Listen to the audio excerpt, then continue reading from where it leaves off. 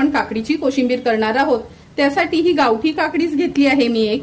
100 ग्राम दही वापरणार आहोत। एक हिरवी मिरची बारीक चिरून घेतली आहे।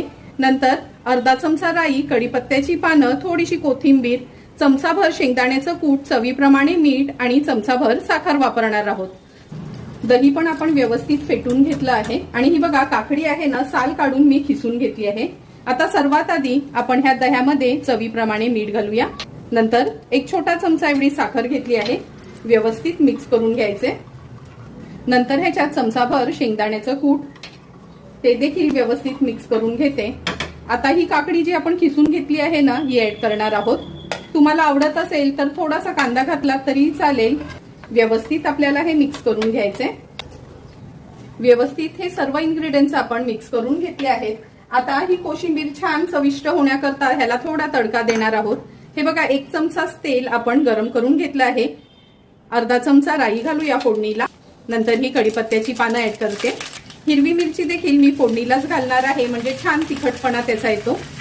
आता फोडणी व्यवस्थित ह्याच्यावर आपण पसरून घेणार आहोत। सुंदर आणि झटपट अशी आपली काकडीची कोशिंबीर तयार झाली आहे। थोड्याशा कोथिंबीरीने ह्याला गार्निश करून घेऊया। आपण काकडीची कोशिंबीर करणार आहोत। त्यासाठी ही गावठी काकडीच घेतली आहे मी एक। 100 ग्राम दही वापरणार आहोत। एक हिरवी मिरची बारीक चिरून घेतली आहे।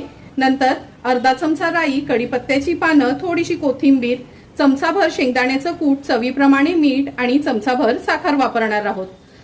दही पण आपण व्यवस्थित फेटून घेतलं आहे आणि ही बघा काकडी आहे ना, साल काढून मी खिसून घेतली आहे। आता सर्वात आधी आपण ह्या दह्यामध्ये चवीप्रमाणे मीठ घालूया। नंतर एक छोटा चमचा एवढी साखर घेतली आहे, व्यवस्थित मिक्स करून घ्यायचे। नंतर ह्याच्यात चमचाभर शेंगदाण्याचं कूट, ते देखील व्यवस्थित मिक्स करून घेते। आता ही काकडी जी आपण खिसून घेतली आहे ना, ही ऍड करणार आहोत। तुम्हाला आवडत असेल तर थोडासा कांदा घातला तरी चालेल। व्यवस्थित आपल्याला हे मिक्स करून घ्यायचे। व्यवस्थित हे सर्व इन्ग्रेडियंट्स आपण मिक्स करून घेतले आहेत। आता ही कोशिंबीर छान चविष्ट होण्याकरता ह्याला थोडा तडका देणार आहोत। हे बघा, 1 चमचा तेल आपण गरम करून घेतलं आहे। अर्धा चमचा राई घालूया फोडणीला।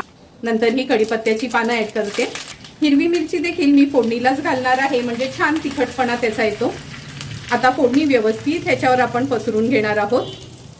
सुंदर आणि झटपट अशी आपली काकडीची कोशिंबीर तयार झाली आहे। थोड्याशा कोथिंबीरीने ह्याला गार्निश करून घेऊया।